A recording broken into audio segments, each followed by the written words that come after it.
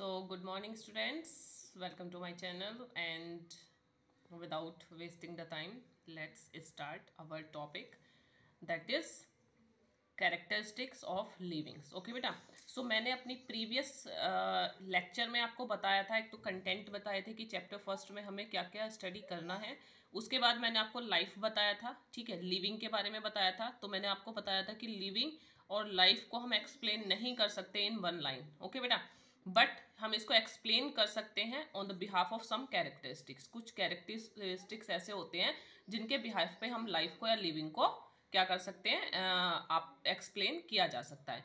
तो मैंने कुछ कैरेक्टरिस्टिक्स बताए थे. तो फर्स्ट कैरेक्टरिस्टिक्स मैंने बताया था ग्रोथ, सेकंड बताया था रिप्रोडक्शन, थर्ड बताया था मेटाबॉलिज्म, फोर्थ बताया था सेल्यूलर ऑर्गेनाइजेशन एंड सिक्स्थ बताया था मैंने आपको कॉन्शियसनेस. ओके बेटा, सो आज हम फर्स्ट जो हमारा कैरेक्टरिस्टिक्स है ग्रोथ, उसके बारे में बात करेंगे. सो बेटा, ग्रोथ क्या होती है? ग्रोथ जो होती है, सबसे पहले आपके एनसीईआरटी में भी दिया हुआ है, आप चेक कर सकते हैं. ग्रोथ जो होता है वो एक इरिवर्सिबल प्रोसेस होती है. ठीक है, इरिवर्सिबल का मतलब क्या होता है कि अगर किसी पर्सन की हाइट आज 5 फीट 2 इंचेस है तो कल वो 5 फीट नहीं हो सकती. That change is known as irreversible change या प्रोसेस. ओके बेटा, सो अब ग्रोथ में क्या क्या आता है? It includes height. एक तो इसमें हाइट को हम बताएंगे, दूसरा आता है number of cell and mass. Okay, तो ग्रोथ क्या होती है? एक इरिवर्सिबल प्रोसेस होती है और इसमें आता है आपका height and number of cell and mass. Okay, but इसमें क्या होता है कि एक एक्सेप्शन भी आता है. एक्सेप्शन क्या है इसका? कि ग्रोथ में मैंने बोला कि इरिवर्सिबल प्रोसेस होती है. Okay, no problem. But exception में क्या है? आपने स्नो माउंटेन्स देखे हैं?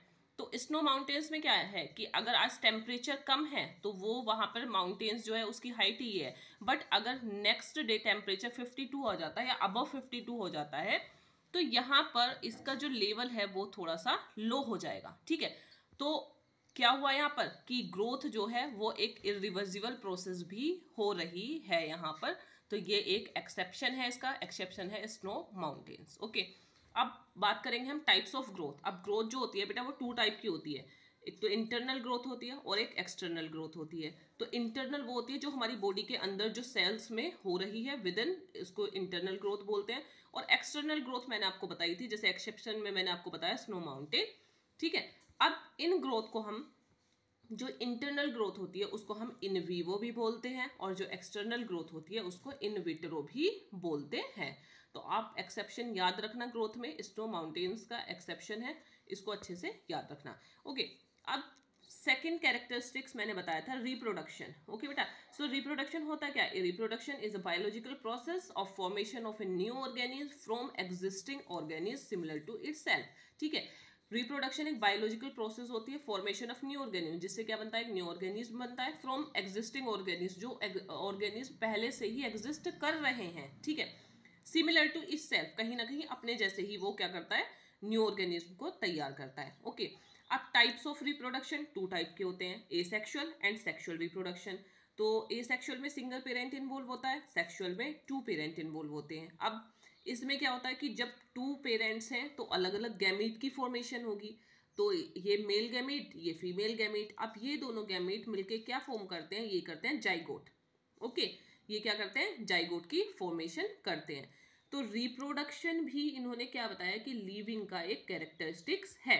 बट अब बात आती है कि एक्सेप्शन, इसमें भी एक एक्सेप्शन है. एक्सेप्शन हम ले सकते हैं म्यूल का. म्यूल क्या होता है? म्यूल जो होता है वो एक कॉम्बिनेशन है डंकी एंड हॉर्स का, उसको म्यूल बोलते हैं. म्यूल मीन्स खच्चर भी बोलते हैं हिंदी में. ठीक है, तो अब ये क्या है तो लिविंग, बट ये स्टेराइल है, ये रिप्रोड्यूस नहीं कर सकता. ओके बेटा, सो आज मैंने आपको बताया है 2 कैरेक्टरिस्टिक्स बताए हैं, एक ग्रोथ बताया है, एक रिप्रोडक्शन बताया. बट बेटा, reproduction and growth are not defining feature of living organism. ये दोनों जो हैं लिविंग ऑर्गेनिज्म के डिफाइनिंग फीचर नहीं हो सकती, क्योंकि without reproduction any individual can easily survive. Okay, and growth में भी मैंने आपको एक्सेप्शन बताया है. सो आई होप कि आज ये 2 कैरेक्टरिस्टिक्स मैंने बताए हैं आपको समझ में आए होंगे. Okay, so thanks for watching my video.